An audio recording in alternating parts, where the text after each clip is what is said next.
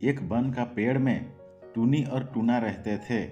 वे दोनों बड़े आनंद के साथ अपना जीवन जी रहे थे। एक दिन एक दुरात्मा शिकारी पक्षियों को पकड़ने वन में आया। टूनी दाना चुभने जाती है।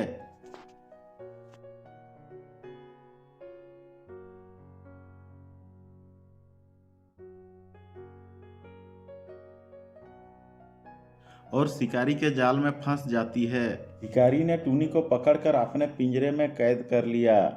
बेचारा टूना अपने घोंसले में बैठकर टूनी का लौटने का इंतजार कर रहा था।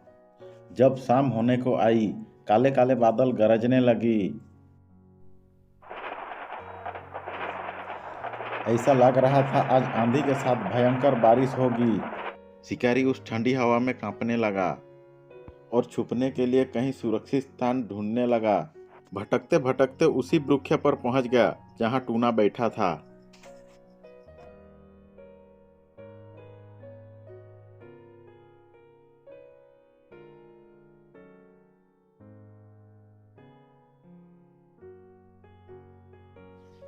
थोड़ी देर में भयंकर बरसात होने लगी। अब तो शिकारी डर के मारे उसी पेड़ पर छुप गया। ठंड के व्याकुल होने के साथ पूरे दिन का भूखा भी था। उधर टूना पेड़ के ऊपर बैठा हुआ टूनी की चिंता में डूबा हुआ था कि टूनी कहाँ इस भयंकर बरसात में फंस गई। वो सुरक्षित भी होगी या नहीं, कहीं किसी शिकारी का जाल में तो नहीं फंस गई, अभी तक क्यों नहीं लौट कर आई। इसी चिंता में बैठकर टूना रो रहा था, पर उसे ये नहीं पता था कि पेड़ के नीचे बैठा हुआ शिकारी के पिंजरे में उसकी पत्नी कैद है। टूनी अपने पति से कहने लगी, हे स्वामी, शिकारी ठंड और भूख से दुखी होकर तुम्हारे घर का सहारा लेकर खड़ा है। इसकी सेवा करना इस समय तुम्हारा धर्म है। कहते हैं शाम के समय घर आए मेहमान की अपने सामर्थ्य के अनुसार जो सेवा नहीं करता है उसे पाप लगता है। तुम उसे इसलिए शत्रु मत समझना कि उसने मुझे कैद कर लिया है। मेरा इसके जाल में फंसना मेरा किस्मत है। कहते हैं गरीबी, दुख, बीमारी, विपत्तियां ये सब अपने अपराध का पेड़ का फल होता है। टूना टूनी को शिकारी का पिंजरा में पड़ा हुआ देख बहुत दुख प्रकट किया, परंतु टूनी के समझाने पर बिना डरे हुए शिकारी के पास जाके बोला,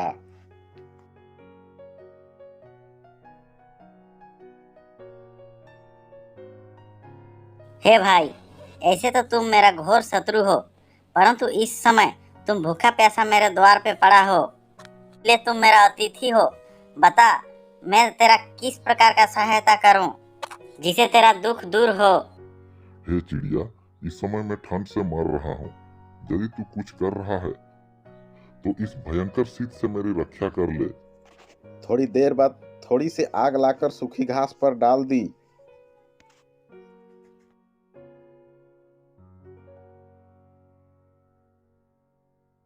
हवा के प्रभाव से वो जल उठी। हे भाई, इस आग से तू अपना हाथ पैर सेक ले, अपना जान बचा ले।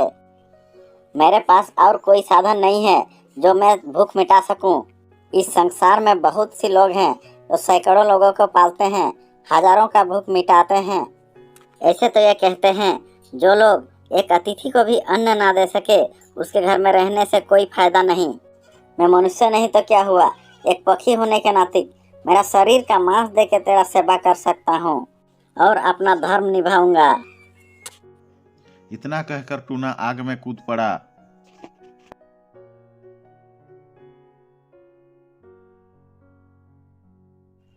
चिड़िया का समर्पण भाव देखकर शिकारी आश्चर्य हो गया।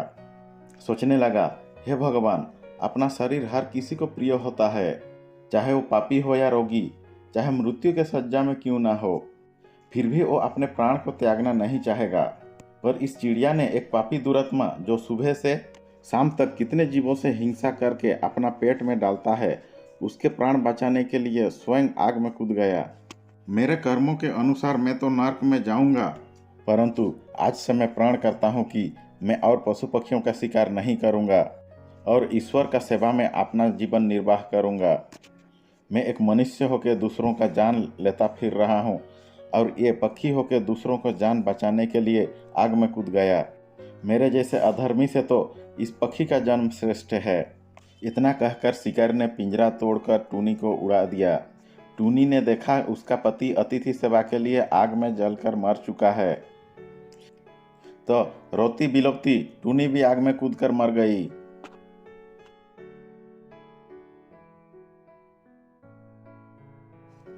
उसी समय एक दिव्य विमान प्रकट हुआ, जिस पर टूना और टूनी दिव्य देह पाकर उस पर सवार होकर स्वर्गलोक चले गए।